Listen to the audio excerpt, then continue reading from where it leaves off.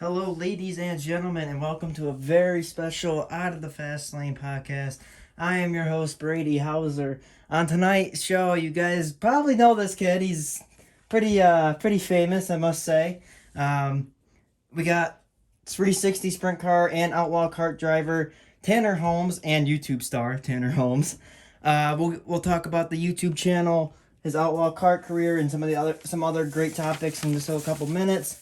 Um, Make sure you guys are commenting, and subscribing on this channel. I'm trying to get some subscribers. Well, I think having Tanner on the show is definitely going to shoot this video up to max height. Tanner is a racer. Whereabouts? Oh, well, first of all, welcome to the show. And whereabouts do you race? We might have a little lag just because. Yeah, so we race here along the West Coast. My name is Tanner, as he introduced me, but yeah, we're from Southern Oregon. We really enjoy racing over here, and as he said, we run the sprint car and the outlaw kart, and it's really just a lot of fun. So for the fan, everybody, of course, a lot of people know you. But for you, because I know 2020 has been very strange with the COVID-19 pandemic. How was your 2020 season for you as a recap? I know you're still racing, but how was your overall 2020 season? It was definitely unique. COVID made it really, really tough to know where we were headed on a particular weekend or what racetrack we would be attending, but we really were able to kind of work it out. Fortunate enough, a lot of tracks tended to work together a little bit, and we're able to come up with a few different things and solutions to help us out so we could be able to still race as much as possible. So we ended up running a lot on Thursday nights. Actually, they changed it up here in the Northwest because in order to do the pay-per-view thing and still be able to get viewers and make money, we ran Thursday nights a lot. So we ran Thursday, got to do some Saturday shows, even some Friday stuff occasionally. But in total, I think we probably ran still about 30 races, and had some success, had some ups and downs, just kind of your typical race season. But I definitely enjoyed still being able to travel, and kind of felt like a semi-normal year for a part of it. So for fans that do not know, what got you started into the racing world? Was it just a love for racing, or was it just really wanted to do it, or was there like a driver or a person that persuaded you that wanted to make you come into racing? Yeah, so I've always been a huge Kyle Busch fan. I would definitely say he kind of got me started into it just a little bit. I always watched NASCAR kind of here and there. It was always playing on the TV, but it wasn't something that I necessarily knew I wanted to do right when I saw it. It was just an interest. But my dad asked if I wanted to get started in racing, and it kind of just happened to be something that I got the opportunity to try at a young age. And after that, the rest is history, I guess. I was hooked, and every other sport or priority I had beforehand kind of went out the window. So just started to kind of get into kart racing, and ran more and more and more. And fortunate enough, I got some good opportunities as we went along, and now we're kind of where we're at. First of all, congratulations! You're the first Kyle Busch fan I've met on my channel. Nothing against you. Just there's some people that he's a It's he's. hard to find Kyle Busch fans out there. There's many of them, I don't think. So you also got to meet. So this year you went to a racetrack, an outlaw kart, I'm assuming, and you got to meet Owen Larson. What was that experience like to get meet? I know I'm sure Kyle was there as well, but what was that like to get to meet Kyle and Owen? Oh, it's awesome. I had seen Kyle a few times before, obviously, and I never really had an interaction with Owen, but it was funny. I guess he was kind of a fan of the videos, and he really wanted to be in one, so we made that happen, and just super cool. I mean, awesome kid. He's a gasser. He got to run some laps at Red Bluff just about a month ago, and he was fast. I mean, I think he led some laps in the beginner box division, which is the youngest class, but I mean, he was on the gas for 5 years old, and I think he's definitely way ahead of many young kids. So he's going to be one to watch out for in the coming years as he kind of moves up through the ranks. But just a super incredible experience. Owen and Kyle are both super nice and helpful, and great people to talk to. So you mentioned a track named Red Bluff. What is Red Bluff for people that may not know? Because I'm from New York, so I'm still learning a little bit. What is Red Bluff? Yeah, so the Red Bluff Outlaws is like, it's one of the most popular places in California for racing, and it's one of the most popular for getting started. So the Red Bluff Outlaws is a little bull ring indoor go-karting track in a place called the Polly Davis Pavilion. That's like the name of the building. and it's in Northern California, and pretty much that's where we run our outlaw carts. Outlaw carts are just like they're like a go-kart with a cage, a wing, and a body, and they go anywhere from maybe 30 to 70 miles an hour depending on the racetrack. But it's one of the most popular ways to get started on the West Coast. We run at Red Bluff, and that's probably the most popular track. We get about, I think this year we've averaged 185 carts a night between 6 classes. So it's just it's a crazy way to kind of get started, but they're really fast, up on the wheel style of driving, and a lot of guys that are now, I guess, at the top of the racing world started right there in Northern California where we're at.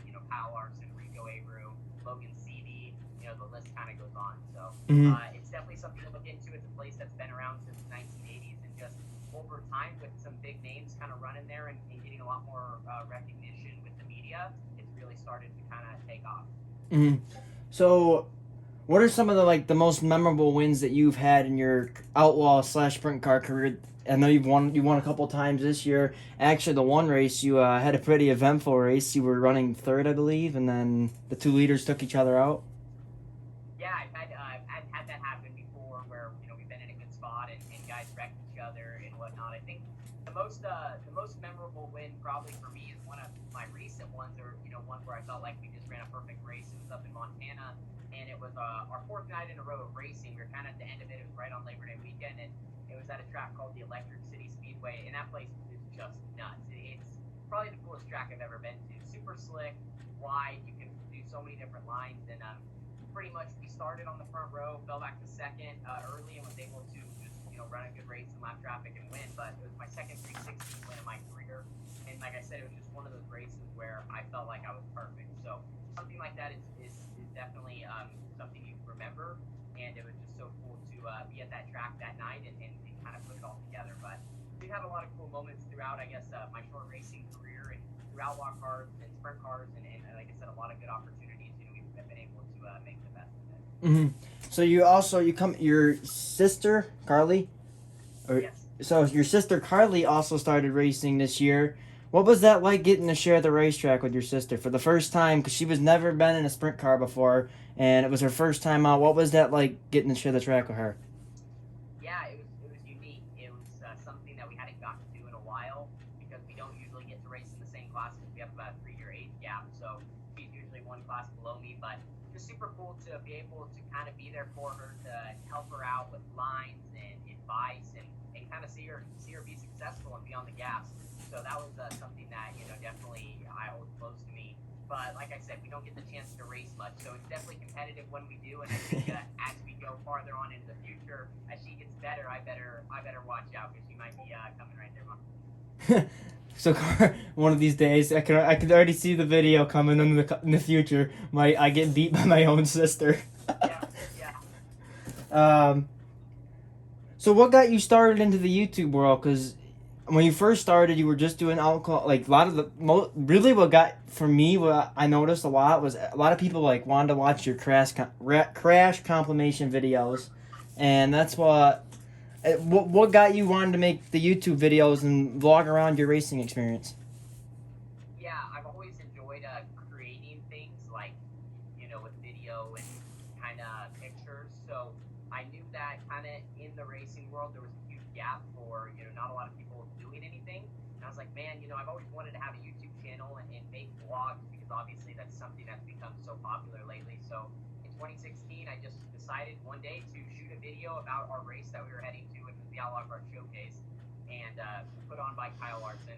And so decided to make a vlog, and it just kind of turned into something I've literally done every week since. And it sometimes, it was less episodes. Sometimes we were posting 4 or 5 a week. So it's just something that kind of became a commitment I decided to make to myself, and started posting more and more. And it's been something that's been really, really fun to get to do and share with an audience, obviously through the YouTube channel and through YouTube.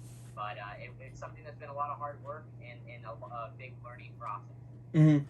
So iRacing has kind of just sparked as of late, right when COVID hit. Matter of fact, I know you speak very highly of iRacing. You're always posting videos in iRacing. What's your favorite part about that? iRacing is something that is a good tool to kind of keep that competitive drive that we all have.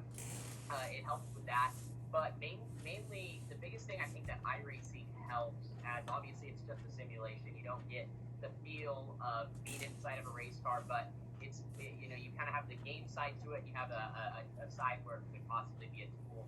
And the main thing I would say is it helps put you in situations that you might see on the racetrack. Like, you join a race, you're running fourth, and you're on this virtual track in this virtual car, and maybe you have to pass two cars to make a transfer spot, or you're coming to the end of the race and you need to make something happen to the win. So I think that really helps kind of train your brain and helps you be successful when you're on the track because you're always seeing those situations through the game. So even though it is kind of just something that's fun to do, there is a side to it where you can really make yourself a better racer, while everyone else is just sitting on the couch at home during the week. You're playing a game that's kind of helping you for Saturday. So the big block, I'm from the Northeast, and big block modified is pretty much where we are at. Speaking of, I got big block stuff right behind me. That just came out yesterday. You made a video.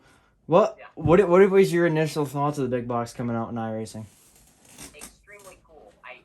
Unfortunately, as I said in the video, I don't have big block modifieds here on the West Coast. It's just something that, they're really non-existent. So it's just fun to get to try those out, something that I don't have here.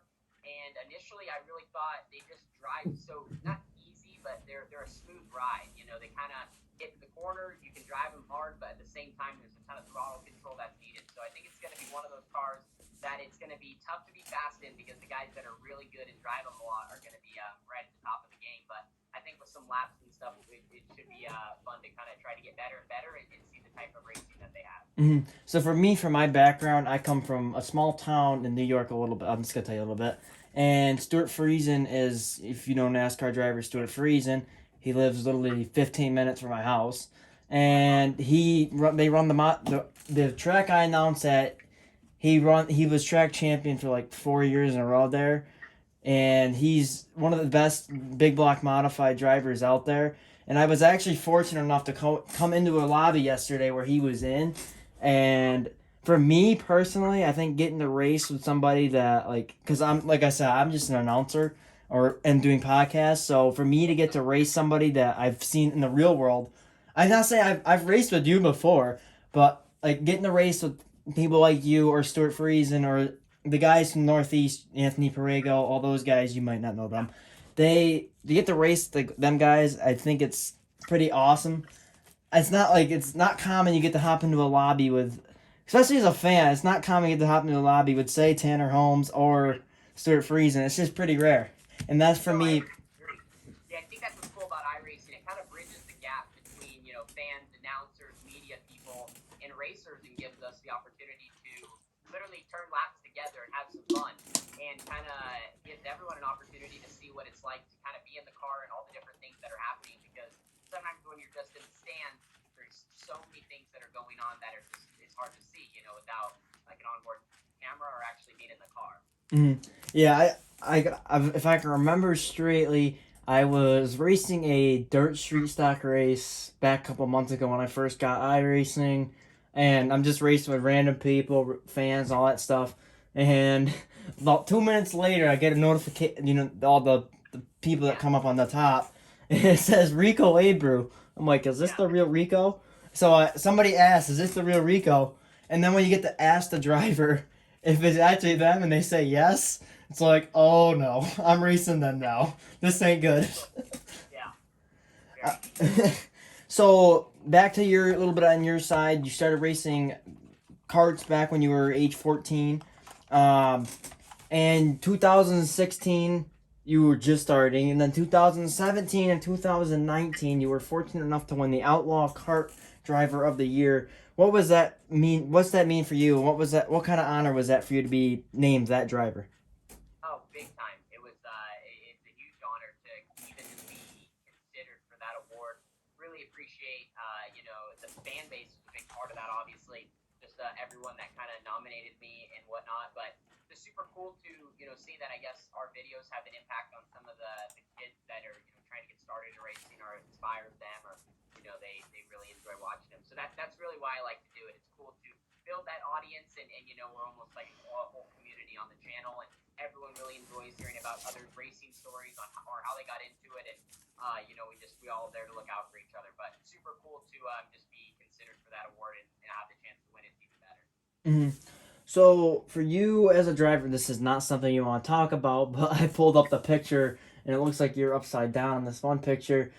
For you as a driver, what's processing through your mind when yes, you do have an incident or you're gonna go up and over or something, especially in a sprint car. What is like what's your mindset going into a sprint car race knowing that this could happen? And not saying it's something you really want to think about, but when it does happen, what's processing through your mind? Initial thoughts are how bad's the car? Like what's wet? What parts are we gonna need? What are we gonna be able to do to fix it? Am I gonna be able to continue on? Those are the main things. And then also like just thinking about the situation. Like, did I just wreck someone? Did I get wrecked? Like that's always something that immediately goes through your head. Obviously, I think 99% of drivers strive to try to not make contact and race as clean as possible because that's just what we have to do to keep our cars in one piece. But unfortunately, just because of the sport we're in, wrecks do Oh, on happen. ten, I'm So losing you a little bit. I think it's just If you guys don't know, Tanner is on the West Coast, so he is a couple what hours ahead. needs to be fixed and how to fix. Hold on, Tanner. It's a little laggy. Like I said, guys, if you don't know, he is from the West. He is from the West Coast, so it is a 3-hour time difference. It's 7 o'clock here. For him, it's 4 o'clock. So that's a little difference, and that's why it's a little laggy. I apologize for this.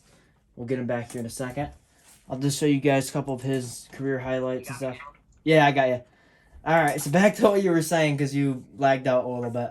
Yeah. So pretty much just wrecks do happen. It's part of the sport. It's part of what we do, and we try to eliminate them as much as possible. But it just happens. So the biggest thing is trying to figure out what we need to do to kind of fix the situation, and then also making sure I'm okay too, or any driver that's involved. So Mm-hmm. obviously safety is the number one priority in the sport, and we definitely all strive to keep everyone safe and keep the cars in one piece. Mm-hmm. So this is a question I like to ask everybody. It's a very thinkable question. If you could race against any driver, past or present, it can be any series, any driver. Who would it be and why? Man, that's a tough one. I think probably like a Steve Kinzer would be really cool to race against. Like a guy like that that's just been doing it for forever. Even a guy like Donnie Shaw. Like it'd be so fun to get to turn laps next to him or to see his racecraft. I think one of the fun things that happens on iRacing is you have a ghost mode where you can race against like a ghost car. I think it'd be really fun if we could like go back through every race, that ever happened and get to be a ghost car in the race. It'd be awesome just to see what guys are doing, different lines, mistakes that are made, and a guy like Steve Kinzer, Donnie Shaw, even Kyle Larson with what he did this season. It would be really fun to just get to be in a sprint car race with him, with how insanely talented these guys are and the different moves and maneuvers they're doing. Mm-hmm. So if you ever got the opportunity, which by the looks of how your career is going, you do have a heck of a chance to make the World of Outlaws and get like go travel to 90 tracks a year. Are you gonna? Would you accept that offer? Absolutely, I think that would be that's everyone's dream to be an outlaw or just get the opportunity to travel, kind of race for a living. So if that opportunity comes about, obviously we'll pounce on it, and that's you have to say yes. Mm-hmm. So also like throughout the season, they also have a couple like weekly nationals, anything like that. Any plans in the future for you to get to run like Volusia or Eldora or something for like a weekly event? It'd be fun to. We're definitely trying to kind of get that direction to maybe be a little bit more in the Midwest. I don't have track specifically, but we're working our best and trying to make some steps up, I guess you would say, to be possibly 410 racing at some point. But we'll really just have to see. I like to just kind of take it week by week, and we'll see kind of what happens. I think this year is going to be a little bit different. I'm hoping our like life and stuff gets back to normal, but at least here on the West Coast, we're still kind of having issues with being able to race and regulations and rules and all that. So hopefully we kind of just get back to normal, and then we'll kind of figure out a game plan to where we'll be at in 2021. Mm-hmm. So take me back to your first race as a young Tanner Holmes, going to the green flag for the first time. What's going through your mind going to green? I probably wasn't even on the gas. That's part of it. I was rolling around probably pretty slow. I wasn't super quick. I wasn't wide open or anything my first time out. Just trying to figure it all out, where the gas pedal was at, how to run lines, just how to really make a circle. So I remember being pretty excited, but obviously I wasn't very quick. I think we had 9 cars my first race, and I think I probably ran 8. So that's about the results we had. Have you gotten the chance to go up to Canada and race at all in the dirt tracks up there? I have not got the chance to go to Canada, but I would love to. If I had the opportunity, I'd take that in a heartbeat. I have a few friends up in Canada, fans, and the racing scene up there, like Osh Weekend, looks like a blast. That's a track I really would like to get to. Yeah. So maybe between Canada and maybe a few other places, we might be able to go out of the country and race. There's a lot of good opportunity there. So if we get that chance, we're definitely gonna make it happen. Mm-hmm. So, for fans, what other hobbies do you like to enjoy besides racing? Because a lot of the time, a lot of the fans don't really see what's behind the scenes of Tanner Holmes. You're usually, most of the time, it's racing. So, what's your other hobbies you enjoy to do? Honestly, I really don't do a whole lot extra. It's funny. I mean, really just racing, and always like working on my craft with videos, and I love learning about that. So I think probably just making videos, making content behind the scenes. Occasionally, playing some video games. I am a big video gamer, so I do enjoy doing that. Later in the evenings or when I'm kind of done with everything for the day. But other than that, I mean, really just spending time with family. We have a pretty close family here in Southern Oregon, and everyone is in the area, so that's cool. But other than that, I mean, if you don't find us at a racetrack, we're probably sitting at home trying to get something done to get ready to go to the next race. Speaking of video games, if you're free afterwards, I'm gonna be around some modifieds if you want in. Just out of yeah. All right, so I'm gonna ask you a couple more questions, and then I'll let you do whatever. We'll just have a little open conversation for the people. So out of all the things you get to do in the racing world, you get to meet the fans, the speed, the chaos, the fights sometimes, everything that happens. What's the most favorable part for you? What do you love the most about all of it? I think for racing and everything we do, it's just like the process of it. Like it's really fun to kind of figure out a schedule, go complete those races, and you're gonna have your good nights, you're gonna have your bad nights. But I really just like enjoy the process of racing and like working on getting better. Like some nights it sucks to not run good, but those are the nights that are gonna make you even more successful in the future.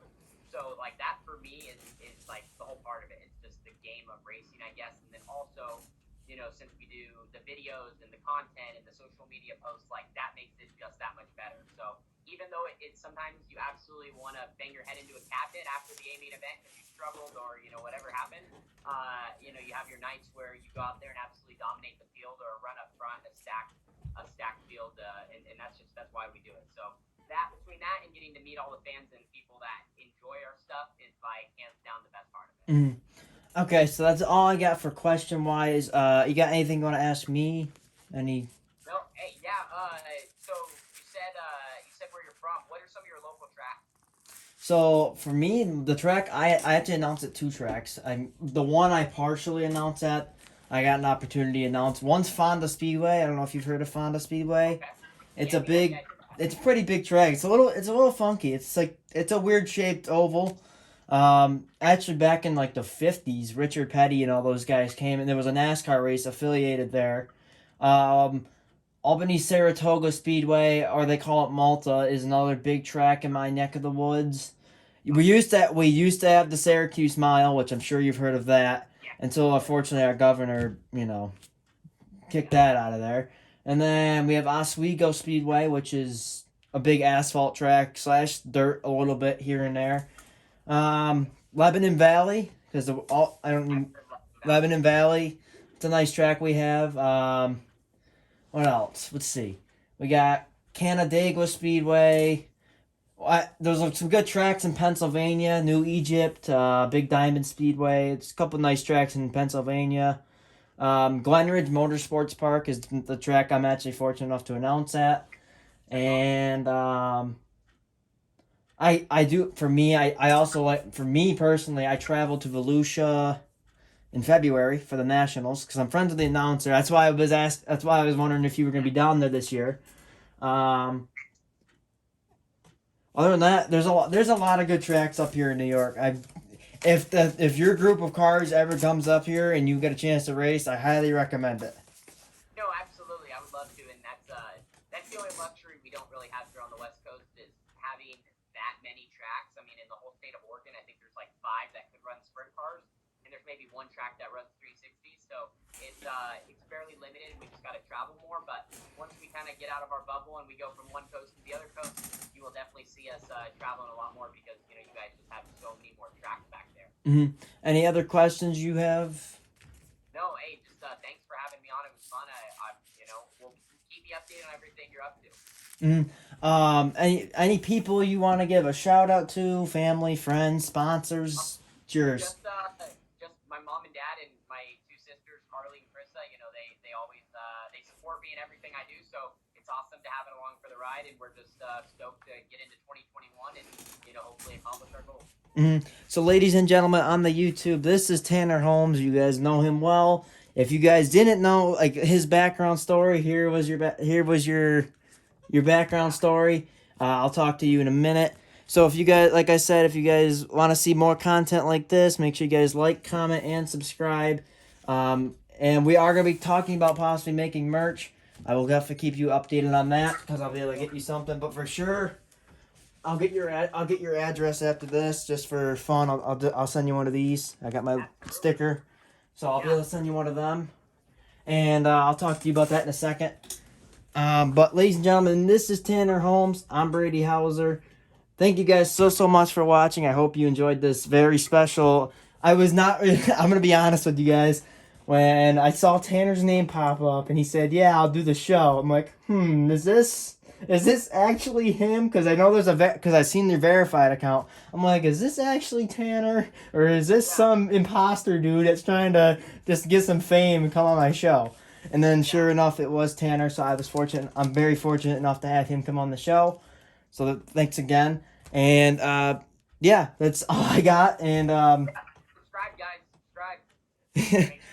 yeah. I'll plug a link to Tanner's channel in the description. And thank you guys for watching.